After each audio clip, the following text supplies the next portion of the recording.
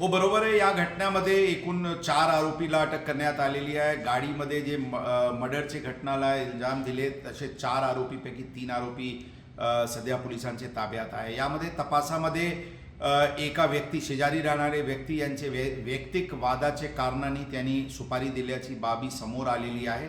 त्यांना पण अटक करण्यात आलेली आहे। या गुन्ह्यामध्ये 120B क्रिमिनल कॉन्स्पिरसीचे कलम वाढवण्यात आलेली आहे। सदर गुन्ह्याचे तपास अत्यंत युद्ध पातळीवर क्राईम ब्रांच आणि स्थानिक पोलीस झोनल पोलीस यांनी केलेली आहे आणि सुरुवातीला घटना घडल्यापासून वेगवेगळे पथक या केसमध्ये काम करत होते। अंदाजन प्रथमच दिवशी 450 लोकेशन्सचे अंदाजन CCTV फुटेजेसची तपासणी करून हे गाडी जे वापरण्यात आला होता ते गाडी शोधण्यात आला आणि त्याच्या अनुषंगाने हे आरोपीला काल पोलिसांनी ताब्यात घेतलेली आहे। तपास क्राईम ब्रांचकडे हस्तांतरित करण्यात आलेली आहे। ठोस पुरावा पोलीस गोळा करत आहे आणि यामध्ये जे सुपारी ज्या व्यक्तींनी 5 लाखाची दिली होती त्यांच्याबद्दल पण तपास सुरू आहे आणि आरोपीला सजा होईल या दृष्टिकोनातून पोलीस दल अत्यंत मेहनतीने काम करत आहे।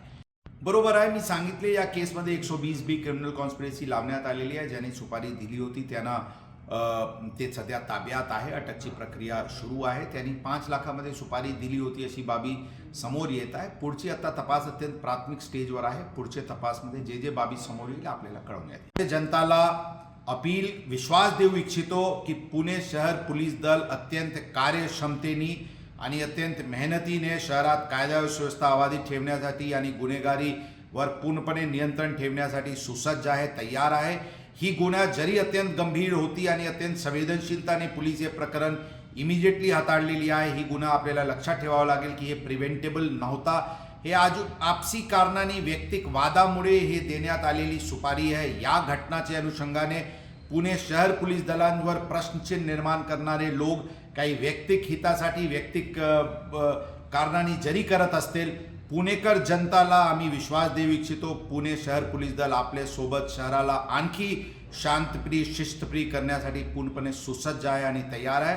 आपण जनतानी पोलिसांवर पूर्णपणे विश्वास ठेवावी असे आपल्याला आमची आव्हान आहे।